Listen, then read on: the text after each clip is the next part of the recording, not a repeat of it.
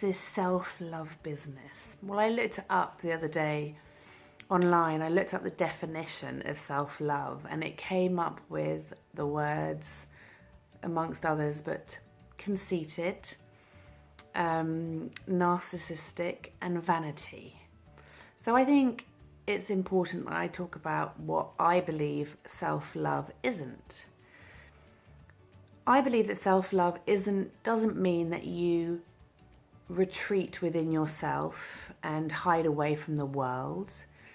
I believe that it doesn't mean that you spend hours and thousands of pounds getting your nails done, getting your hair done, getting massaged and having facials all day, every single day.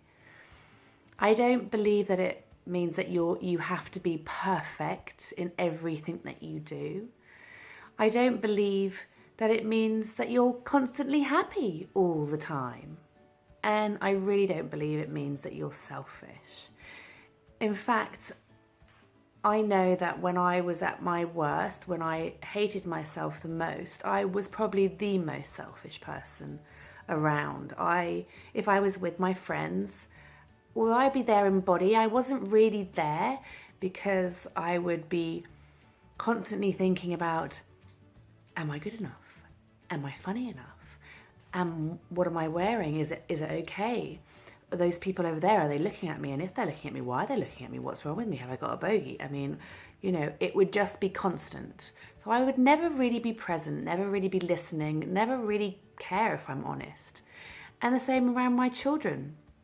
When I was with my children, are they good enough? Are they perfect enough? Why are they doing that? Is it my fault? What are they doing wrong? Oh my God, it's because I did this. And what about this? And it's exhausting.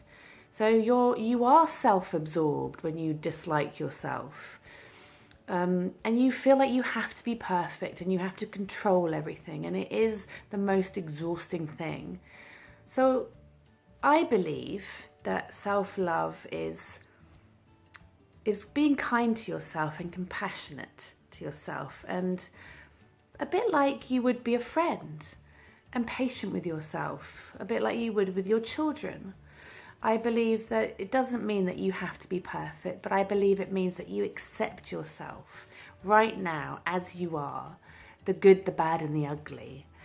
But what happens is that if you make a mistake or something happens to you or you're a bit unpleasant to someone, you do something about it. You own your shit, or you speak up for yourself, or you don't allow something to happen again.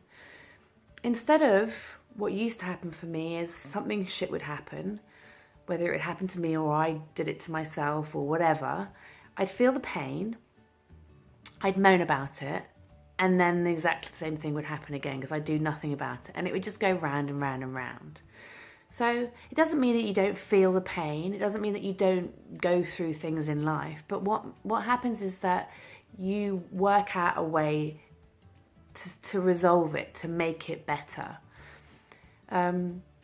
You nourish yourself, you nurture yourself, you think about what you need, what your body needs, what your mind needs, what your soul needs.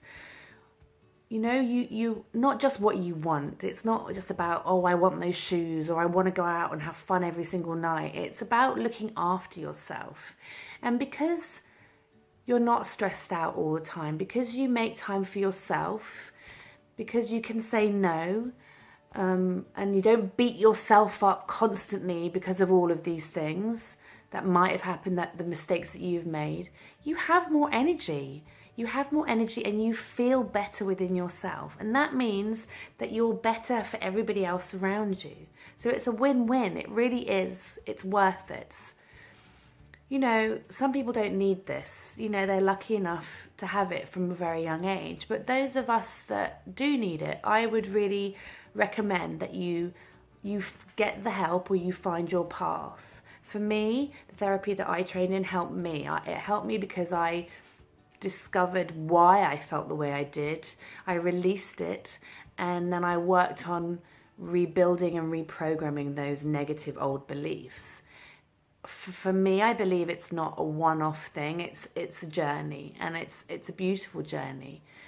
But there are lots of other people that can help. And I follow loads of great women and great men, but you know, and it doesn't have to be huge changes, it doesn't have to be huge goals. It's baby steps that work for you, that things that you enjoy doing and that you can make part of your life.